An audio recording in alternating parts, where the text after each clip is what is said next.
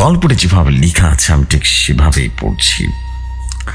আসসালামু আলাইকুম জফর ভাই, আশা করি আপনি ভালো আছেন। আশা করি সকলেই ভালো আছেন। আমি নয়ন সরকার আজ আবারও চায়ের দোকানে ভৌতিক আড্ডার দ্বিতীয় পর্ব নিয়ে হাজির হয়ে গেলাম। আশা করি আজকের গল্পগুলো আপনাদের কাছে ভীষণ রকম সুন্দর লাগবে। শুরু করছি আজকের গল্প।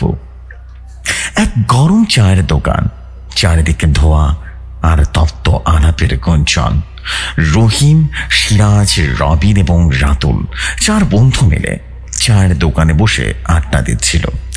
রাতের আকাশে চাঁদ যেন ঝকঝক করছে। হালকা শীতে জমে ওঠা আড্ডাটা ধীরে ধীরে অন্যরকম মোড় নিতে শুরু করলো। চায়ের কাপে চুমুক দিতে দিতে এক সময় তারা ভৌতিক গল্পের আসর জমিয়ে তুলল। চায়ের দোকানের মালিক তাদের দিকে কৌতূহলী দৃষ্টিতে তাকিয়েছিল। রাত ধীরে ধীরে গভীর হচ্ছিল।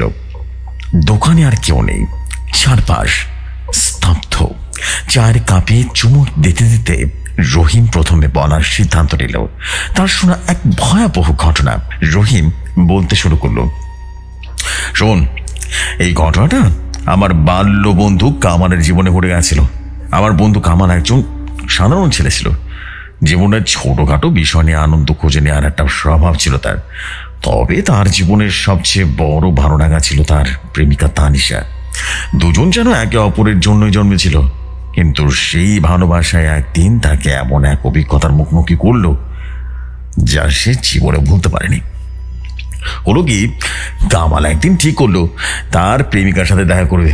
তারা মোটামুটি প্রায় 1 মাস ধরে দেখাই করেনি। তখন তানিশা নিজেই ফোন করে কামালকে বলল, কামাল, আমার জন্য কাল সময় রেখো, সারাদিন একসাথে কাটাবো। এই কথা শুনে কামালের মন যেন ভরে গেল। পরদিন সকালে তানিশা আর কামাল মিলে শহরে বিভিন্ন জায়গায় ঘোরাঘুরি করলো। রিক্সা চড়ে পার্কে বসে বসে গল্প করছে। রাস্তার ধারে চা খেয়ে এক অসাধারণ সময় কাটালো। সাথে তানিশার সে ফুচকো। সারা দিন শুধু ফুচকা আর ফুচকা খেলো।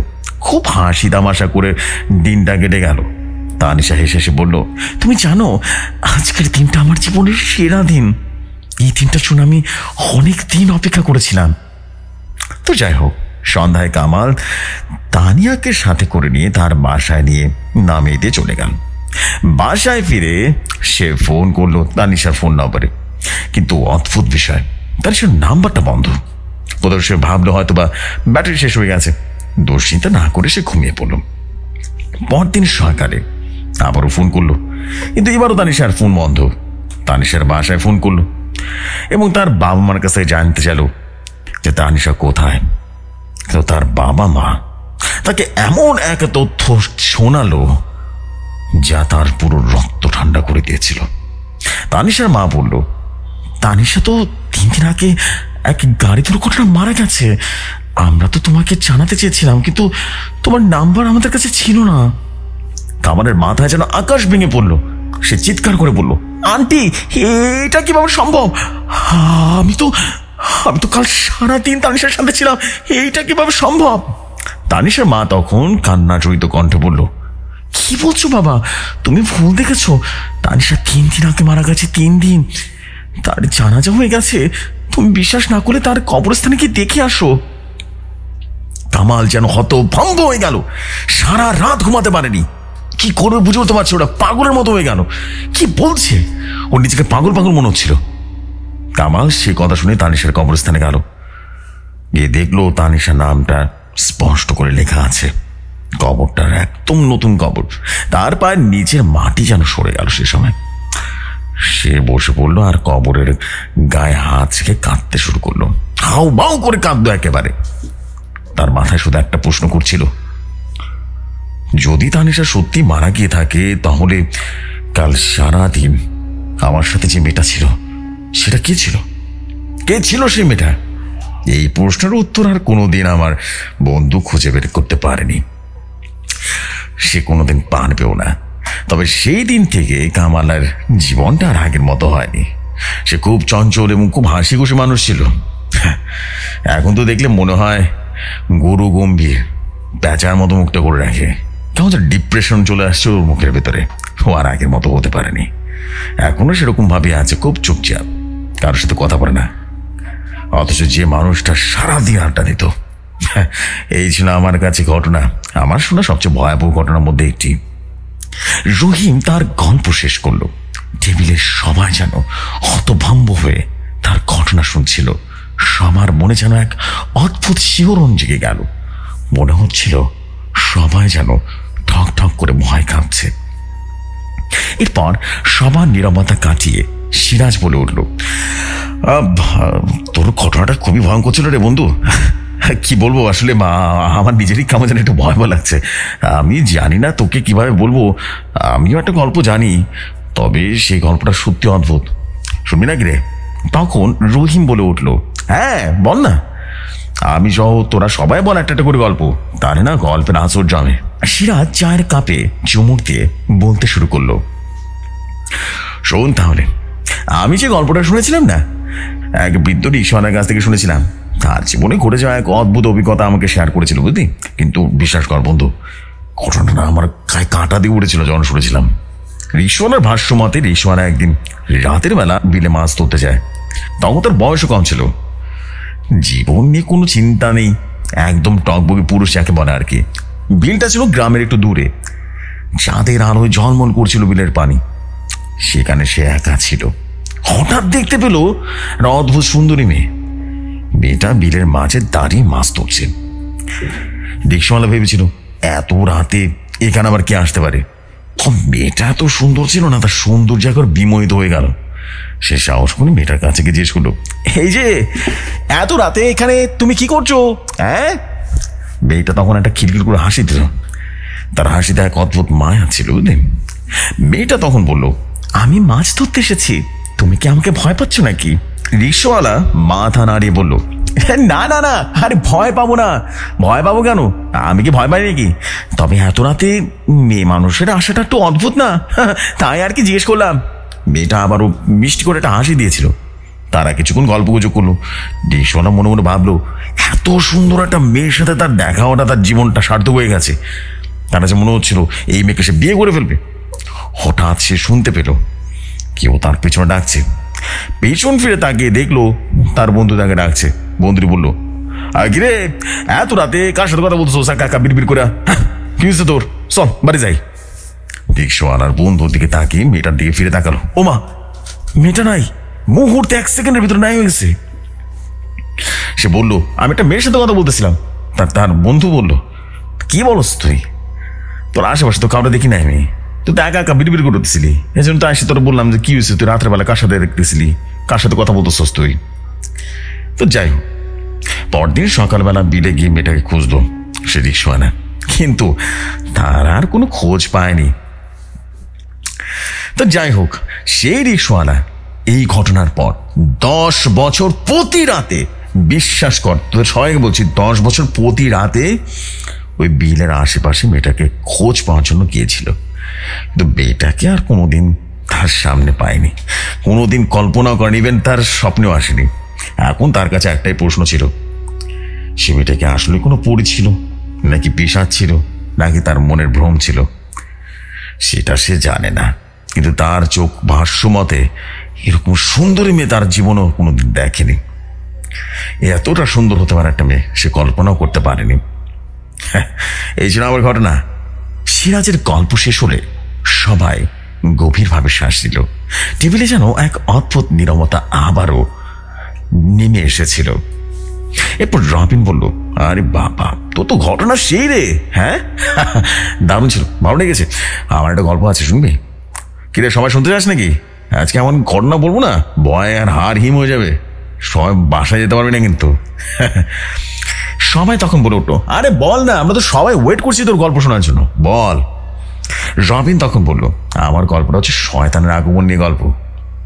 শোন তাহলে। আমার শোনা এই ঘটনাটা একজন বৃদ্ধ কবিরাজের জীবনে ঘটে গেছে, বুঝলি? সে একবার হলো কি, ভুল করে এমন কিছু করে ফেললো যা তার জীবনকে এলোমেলো করে দিয়েছিল। বৃদ্ধ কবিরাজের কাজ ছিল মানুষের বিভিন্ন রোগ সারানো, তবে তিনি জাদুবিদ্যার কিছু বিষয় জানতেন।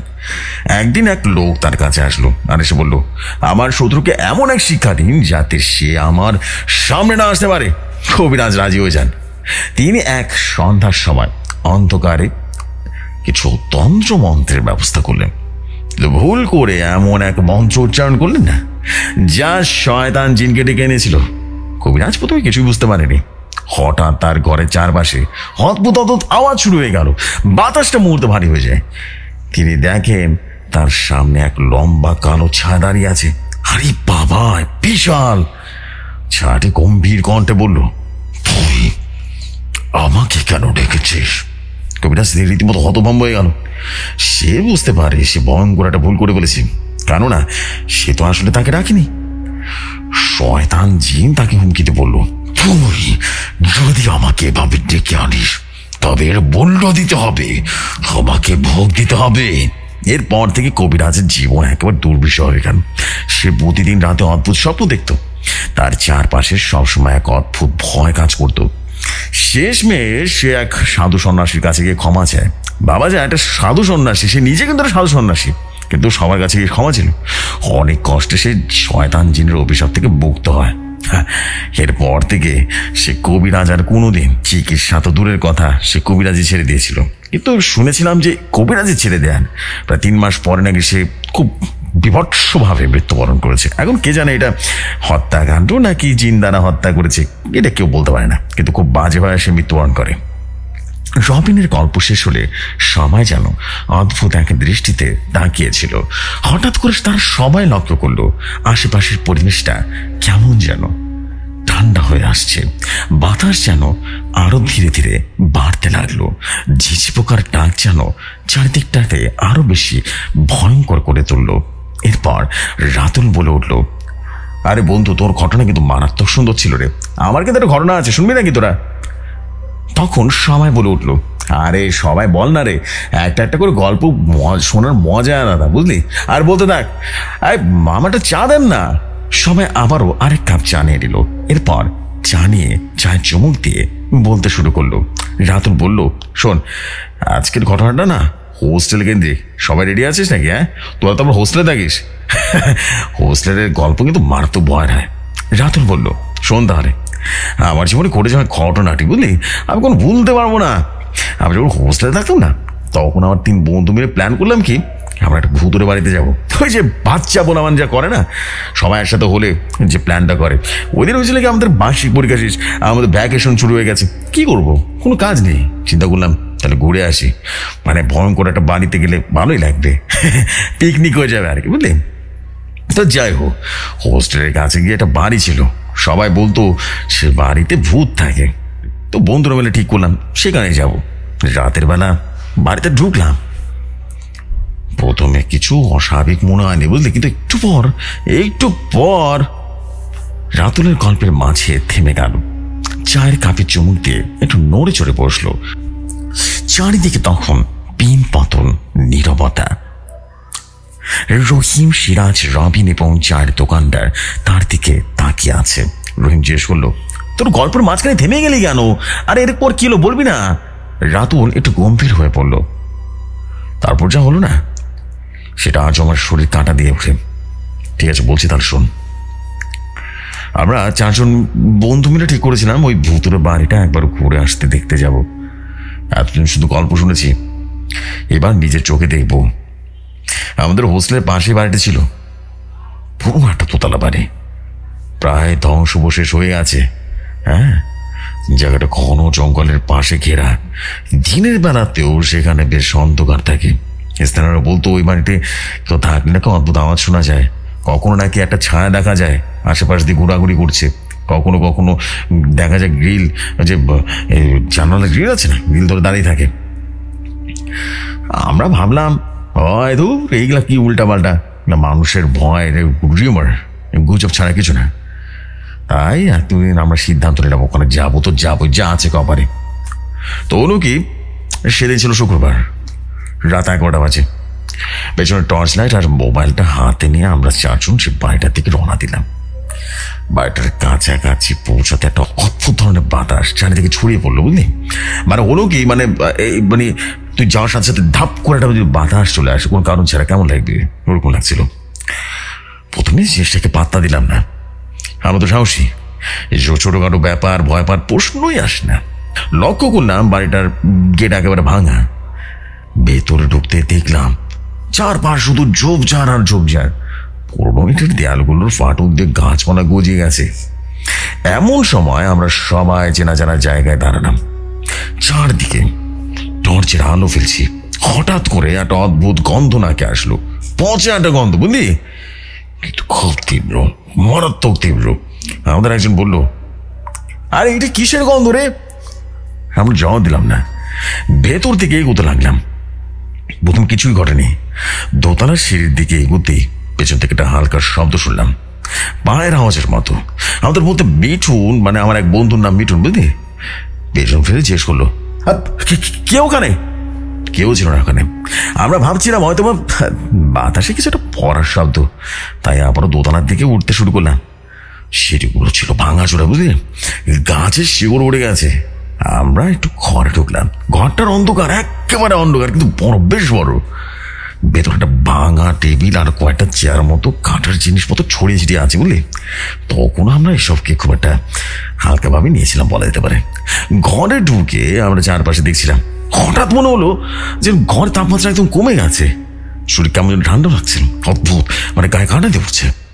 আর ঠিক তখনই ঘরের একটা কোণে আমরা সবাই একেবারে সাক্ষাৎ দেখতে পেলাম একটা ছায়া দাঁড়িয়ে আছে। ওরে বাবারে বাবা, আমি গায়ে কাঁটা দিচ্ছে, দেখ তুই। রবিন তখন বলে উঠলো, শোন, ওটা কি মানুষ দাঁড়িয়ে আছে? আমরা সবাই টর্চের আলো তখন ফেললাম, কিন্তু কিছু দেখতে পেলাম না। মনে হলো ছায়াটা যেন মিলিয়ে গেছে। তবুও আমার ভয় পেলাম না। ভেবেছিলাম হয়তো বা চোখের ভুল, কিন্তু ঠিক তখনই অদ্ভুত অনেক ঘটনা ঘটলো, বুঝলি। ঘরের জানলায় কাছে একটা রাখা ভাঙা চেয়ারের একটা টুকরো হঠাৎ করে মাটিতে পড়ে গেল। আমাদের চোখের সামনে সবাই রীতিমতো লাফিয়ে উঠেছে। এটা কি হলো? শব্দটা বেশ জোরে সোরে হলো, বুঝলি। সবাই চমকে উঠলাম, ভয় থরথর করে কাঁপছি। পিন পতন নীরবতা, এর ভিতরে হঠাৎ করে একটা জিনিস পড়ে গেছে। তুই ভাবতে পারিস কিরকম হতে পারে? আমার বন্ধু মিঠুন নিচু গলায় পড়লো, এটা কি ইচ্ছা করে ফেলে দিল নাকি রে? আমাদের সবাইকে চুপচাপ থাকতে বললাম। তখন হঠাৎ করে একটা গলা শুনতে পেলাম, বুঝলি, যেন কেউ, কোনো মেয়ে ফিস করে কিছু বলছে। সদর খুব মৃদু, খুব স্পষ্ট। তোমরা চলে যাও, বাঁচতে চাইলে চলে যাও। আমাদের হাত পা রীতিমতো ঠান্ডা হয়ে গেছিল, বুঝলি। রবিন তো প্রায় চিৎকার করে বললো, আমরা এখনই বেরিয়ে যাবো। আমি তখন সাহস করে বললাম, আরে আরে আরে আরেকটু দেখি, হাতে পায়ে হতে পারে প্র্যাঙ্ক করছে আমাদের সাথে, হ্যাঁ, বুঝতে পারছিস না? ঠিক তখনই আবার ফিস ফিস করে বললো, তোমরা চলে যাও, এটা তোমাদের জায়গা না। আবার বলছি, বাঁচতে চাইলে চলে যাও। আমাদের চারপাশে একটা আতঙ্ক চেপে বসলো, বুঝলি। আর ভয়ের ব্যাপার হলো, সেই ফিসফিসানি এবার ঘরের একটা কোণ থেকে আরেক কোণে চলে যাচ্ছিল। কেমন যেন ভয় ভয় লাগছিল, বুঝলি। বুঝতে পারছিলাম আমাদের আশপাশ থেকে কেউ হাঁটছে, ভয়ঙ্করভাবে হাঁটছে। মিঠুন এবার আর থাকতে পারলো না। সে বললো, চল বেরিয়ে যাই, এখানে কিছুটা আছে রে, আমার না ভয় লাগছে। আমরা যখন দরজার দিকে উঠতে যাবো না, তখনই দরজার নিচে থেকে বন্ধ হয়ে গেল। আমাদের একজন চিৎকার করে উঠলো। দরজাটা খোলার চেষ্টা করলাম, কিন্তু সেটা যেন ভেতরে আটকানো। তারপর শুরু হলো সবচেয়ে ভয়ঙ্কর ব্যাপার। ঘরের ভাঙা চেয়ারগুলো একে একে মাটিতে পড়ে যেতে লাগলো। দেয়ালের উপরে অদ্ভুত একটা ছায়া ভেসে উঠলো, যেন একটা লম্বা বিশাল আকৃতির কোনো মানুষ, কিন্তু মুখ নেই। আমরা তখন আর কোনো কথা বলতে পারছিলাম না। টর্চের আলো, ফ্ল্যাশ, সবকিছু শুরু হয়ে গেল। চারপাশে যেন এক অদ্ভুত নীরবতা ছিল, বুঝলি। মিঠুন চিৎকার করে উঠলো আর বললো, আমরা তো মারা যাবো, এখান থেকে বেরোতে হবে রে। ঠিক তখনই দরজাটা খুলে দিলাম, আর খুলে গেল দরজা। আমরা দৌড়ে রীতিমতো বাড়ি বেরিয়ে এলাম, এবং পেছন ফিরে তাকানোর সাহস নেই তখন। সারা রাত আমরা রীতিমতো হোস্টেলে বসে বসে কাটিয়ে দিলাম। কেউ কোনো কথা বলছিল না। পরদিন সকালে স্থানীয় লোকজন এই ব্যাপারটা বললাম। তারা বলল, তোমাদের ভগবান বেঁচিয়েছে, বুঝতে পেরেছো? ওই বাড়িতে যাওয়ার পর অনেকে আর ফিরে আসে না। সেই ঘটনার পর আমরা আর কখনোই ভূতের বাড়িতে জানি, বুঝলি। আমার না আজও এই ঘটনাটা মনে পড়লে গায়ে কাঁটা দিয়ে ওঠে। দেখ, এই যে দেখ কি অবস্থা। তবে মাঝে মাঝে ফিসফিসানিটা এখনো কানে কানে বাজে। আমার খুব ভয় লাগে, খুব ভয় লাগে আমার। রাতুল তার গল্প শেষ করলো। টেবিলের সবাই ঠক ঠক করে কাঁপছিল। এই শীতের রাতেও সবাই যেন কেঁপে উঠেছে। স্পষ্ট দেখতে পাচ্ছিল সবাই, যেন কেউ অনুভব করতে পারছিল তাদের পাশে কেউ একজন আছে। ফিসফিস করে বলছে, এখান থেকে চলে যাও। নীরবতা ভেঙে চায়ের দোকানি বলে উঠল, আপনারা তো এত অনেক গল্প বললেন, এখন আমার একটা গল্প শোনেন, বুঝতে পারছেন? আমার নিজের জীবনে ঘটেছে একটা ঘটনা আছে। নিশির ডাক, নিশি শুনছেন কোনদিন? সেটা আমি নিজের চোখে দেখছিলাম, বুঝতে পারছেন? এবং চায়ের দোকানদার নাম আব্দুল কাদের, বয়স 50-এর কাছাকাছি, চেহারায় বয়স ছাপ রয়েছে, চোখে মুখে এক ধরনের কৌতূহল আর অভিজ্ঞতা। তার কথার ভঙ্গিমা খুবই অন্যরকম ছিল। রহিম, সিরাজ, রবিন আর রাতুল যখন নিজেদের ভৌতিক গল্পগুলো শেষ করলো, তখন আব্দুল কাদের তাদের দিকে তাকালেন। তার চোখ মুখ এক অদ্ভুত গাম্ভীর্য ছিল। তিনি বললেন, শোনো, তোমাদের গল্পগুলো তো শুনলাম, আজকে এক ভয়ঙ্কর রোমাঞ্চকর গল্প আমি আজকে শোনাবো। কিন্তু আমি যে ঘটনাটা বলবো না, সেটা কিন্তু আমার নিজের জীবনে করছে। আজ রাতে ওই ঘটনা মনে পড়লে না ঘুম আসে না, ভয় লাগে। এমনকি আজ রাতেও মনে হচ্ছে আমার সাথে এরকম ঘটনা করতে পারে। কাদের চায়ের কাপে চুমুক দিয়ে বলতে শুরু করলো, শোনো, যেহেতু এখনই দোকান বন্ধ করে দেবো, বন্ধ করার আগে ঘটনা শুনে যাও কেমন? ঘটনাটা ঘটছিল আজ থেকে প্রায় 20 বছর আগে, বুঝতে পারছো? তখন আমি দোকান ছাড়াতো না, গ্রামের দিকে থাকতাম আর কি। আমাদের গ্রামটা ছিল বেশ নির্জন, আশেপাশে বেশ কয়েকটা জলাভূমি আর বড় বড় মাঠ আছে। দিনের বেলা জায়গাগুলো খুব সুন্দর লাগতো, কিন্তু রাত নামলে পুরো গ্রামটা, ওরে বাবারে বাবা, হাতে পায়ে কাঁটা দিয়ে উঠতো, এত নীরব। শীতের রাত ছিল তখন, চারপাশে কুয়াশা, আর সেই কুয়াশার মধ্যে কোনো কোনো সময় আজও ঘটনা ঘটে যেত। তখন আমি প্রায় রাতের বেলা পাশের বাজার থেকে কাজ সেরে ফিরতাম। আমাদের বাড়িটা ছিল গ্রাম থেকে একটু ভেতরের দিকে। বাড়ি যেতে হলে একটা সংকীর্ণ রাস্তা পেরোতে হয়, যার দুটি পাশে ছিল ধান ক্ষেত আর ছোট্ট পুকুর। জায়গাটা দিনের বেলায় সহজ মনে হলো, রাতের বেলা কিন্তু বেশ ভয়ঙ্কর যেত। সেই রাতের বেলা আমি ফিরতেছিলাম, শীতের রাত, চারপাশে কুয়াশায় চাদরে ঢাকা। হাতে একটা লণ্ঠন ছিল, কারণ বিদ্যুতের তো তেমন ব্যবস্থা ছিল না। বাজার থেকে আসতে আসতে প্রায় রাত 10টা বেজে। সেই রাস্তা দিয়ে হাঁটতেছিলাম, চারপাশে শুধু নীরবতা নীরবতা। ওরে বাবারে বাবা, হঠাৎ করে একটা মৃদু গানের সুর কানে আলো, যেন কেউ দূর থেকে গান গাইতেছিল। গলার স্বরটা ছিল ভীষণ মিষ্টি। আমি প্রথম ভাবছিলাম হয়তো পাড়ার কোনো মাইয়া রাতের বেলায় গান গাইতেছে, কিন্তু পরক্ষণে বুঝলাম এই গলা তো আমাদের গ্রামের না। ও মা, গলার সুরটা এমন কেন? খুব অদ্ভুত ছিল, মনে হইতেছিল খুব কাছ থেকে শোনা যাইতেছে। আবার মনে হইতেছে ও মা, এ তো অনেক দূর থেকে আসতেছে, কেমন যেন গা হিম করাটা কণ্ঠ। আমি একটু বেশ থেমে গিয়ে চারপাশ তাকালাম, কিন্তু কুয়াশার কারণে কিছু দেখতে পারতেছিলাম না। ভেতরে ভেতরে অদ্ভুত এক শিরশিরানি অনুভব হচ্ছিল। তারপর আবার হাঁটতে শুরু করলাম, কিন্তু সেই গানের সুর আর থেমে গেল না। বরং মনে হলো আমি যত হাঁটতেছি সে গলা ততই কাছে আসতেছে। আমি ভীষণ অস্বস্তিতে অনুভব করতেছিলাম। এই ধরনের সুর তো আমি কোনোদিন আগে শুনি নাই। গান থেমে গেল, আর তার পরিবর্তে এক নারী কণ্ঠ আমার নাম ধরে ডাকলো, কাদের কাদের। আমার শরীর হিম হয়ে গেল। ওমা, কি আসছে এটা? সেই জায়গা পাথরের মতো দাঁড়ায় থাকলাম। কণ্ঠটা ফিস ফিস করে আমার নাম ধরে ডাকলো, যেন বহুদিনের পরিচিত আমি, কিন্তু কেউ নাই, শুধু কুয়াশা আর অন্ধকার। মনে করলাম আমার মনের ভুল। কণ্ঠটা আবারও বলতেছে, কাদের, কোথায় যাচ্ছ? এবার গলার স্বরটা মনে হলো আমরা কানের কাছে এসে বলতেছে।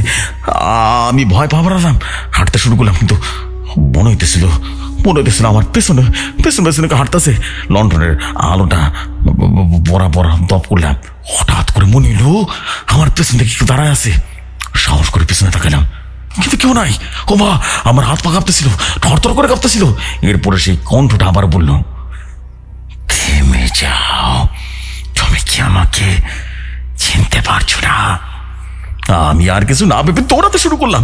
পেছনে সেই কণ্ঠটা ফিসফিস করে কিছু বললো, কিন্তু আমি কিছু শুনতে চাইনি।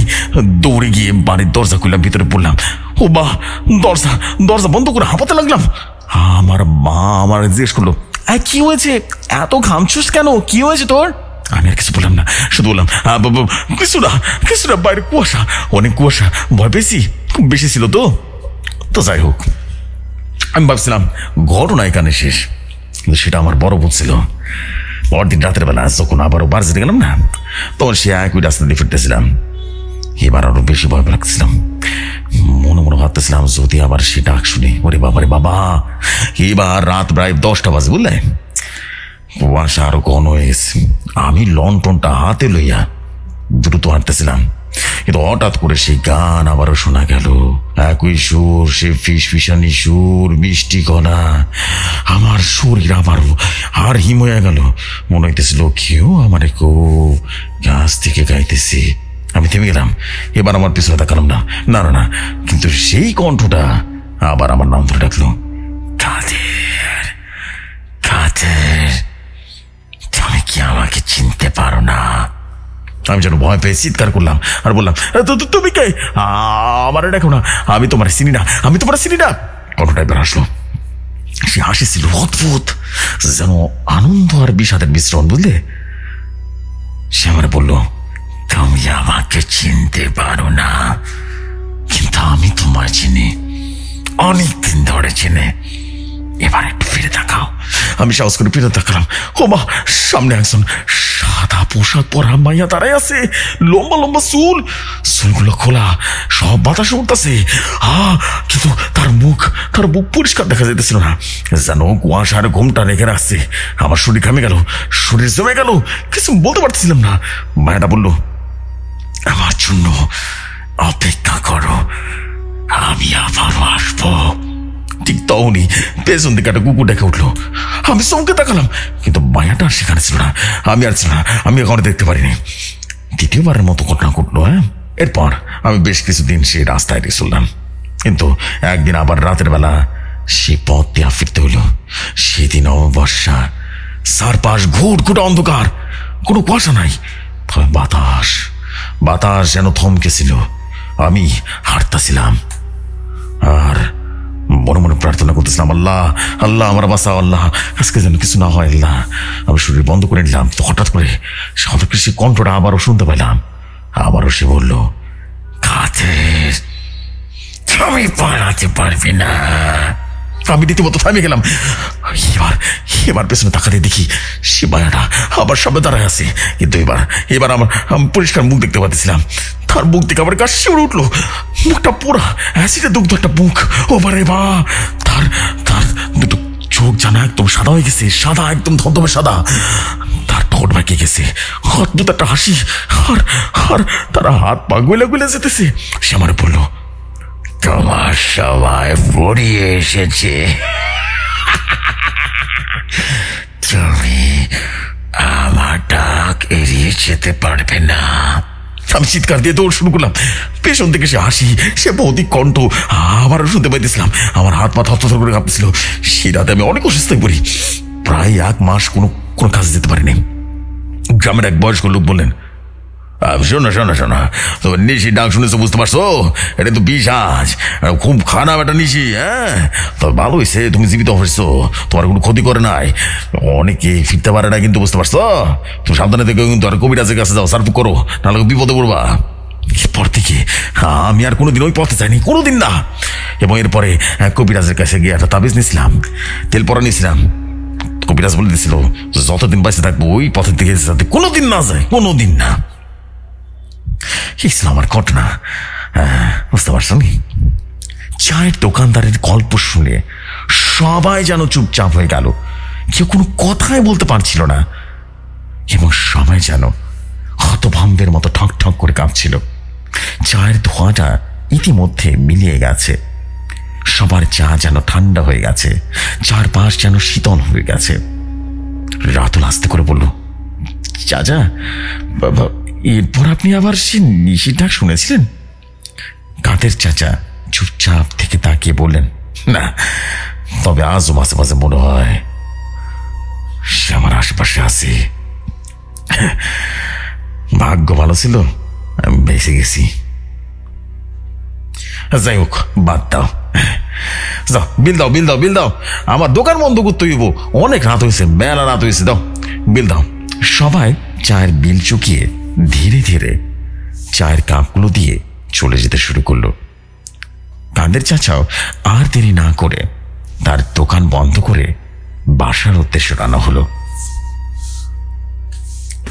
তো প্রিয় জেফরি ভাই, এই ছিল আমার লেখা চায়ের দোকানে ভৌতিক আড্ডা সিরিজের দ্বিতীয় পর্ব। কেমন লাগলো কমেন্ট করে কিন্তু জানাতে ভুলবেন না। আশা করি প্রতিবারের মতোই আজকের এপিসোডও দারুণ রকম এনজয় করেছেন সবাই। এরকমই সব স্টোরি আমি নিয়ে আসবো প্রতি সপ্তাহে 3 বার, শনি, শুক্র এবং অবশ্যই বুধবার। ইনশাআল্লাহ জেফরি ভাই, দেখা হবে আগামীতে। ততক্ষণ পর্যন্ত সবাই ভালো থাকুন, সুস্থ থাকুন। আসসালামু আলাইকুম। আমি নয়ন সরকার বলছিলাম। আমি ফিরোজ ভাইয়ের অনেক বড় একজন ফ্যান। আশা করছি ভালো লেগেছে স্টোরিটা। ভালো লাগবে এরকম গল্প প্রতি সপ্তাহে 3 বার নিয়ে আসবো। আসসালামু আলাইকুম। ওয়ালাইকুম আসসালাম। Oh my goodness, oh my goodness, this is what I call the story of beauty. এটাই তো চাইছিলাম ভাই। Oh my god, seriously man, উড়ে গেছে, বেসিক্যালি উড়ে গেছে। Oh man, and it's kind of you know what, মানে এক প্রকার আমি বলবো যে ইটস ড্রিমস কাম ট্রুর মতো। আপনার স্টোরি ভাই মাথা নষ্ট হয়ে গেছে। অসাধারণ অসাধারণ অসাধারণ, অসম্ভব রকম সুন্দর হয়েছে ভাই। এটাই চাই আমি, এটাই চাই। সত্যি বললাম, সপ্তাহে 3 দিন চাই আমি, 3 দিনই চাই এবং এইটাই চাই ভাই। একদম মনের মতো হয়েছে এবং এভাবেই আমি চাই যে গল্পগুলো অসাধারণভাবে শেয়ার হোক। Thank you very much. অনেক অনেক অনেক অনেক সুন্দর হয়েছে, এটাই চাই। এবং আপনাদের সবাইকে বলবো কেমন লাগছে চায়ের দোকানে ভৌতিক আড্ডার এই অসাধারণ সিরিজটা। অবশ্যই কমেন্ট করে জানাবেন। আপনাদের কমেন্টের অপেক্ষায় থাকবো আমি, বিকজ ইউ নো হোয়াট, আপনারা আছেন বলেই কিন্তু ভৌতিক দুনিয়া চলছে। আপনারা যেদিন থাকবেন না সেদিন ভৌতিক দুনিয়াও থাকবে না। আশা করছি আজকের এপিসোডটা বেশি বড় না, 30 মিনিটসের এপিসোড, বাট মনের মতো এপিসোড। ভালো লাগলে কমেন্ট করবেন, শেয়ার করে দেবেন, সাবস্ক্রাইব করবেন অ্যান্ড বেশি বেশি করে ভিডিওটি মানুষের কাছে পৌঁছে দেবেন। আপনারাও যদি চান ভৌতিক দুনিয়া আজকের স্টোরি ভালো লাগছে, আপনারা এই ধরনের স্টোরি পাঠাতে চান, দেন ভৌতিক দুনিয়ার এই সেগমেন্ট অর্থাৎ চায়ের দোকানে ভৌতিক আড্ডা ডেফিনেটলি আপনারা পার্টিসিপেট করতে পারেন। আপনাদের অপেক্ষায় থাকলাম আমি। আপনাদের এই ঘটনা এখানে শেয়ার করা হবে। চলে যাই আজকের মতো। ইনশাআল্লাহ আপনাদের সাথে আগামীকাল 300তম এপিসোডে দেখা হবে। আগামীকালের এপিসোডটা ভেরি ইন্টারেস্টিং হবে। কালকেও থাকবে চায়ের দোকানে ভৌতিক আড্ডা সহ আরও বেশ কয়েকটা ইন্টারেস্টিং স্টোরি। আজকের মতো এখানে বিদায় নিচ্ছি। আসসালামু আলাইকুম।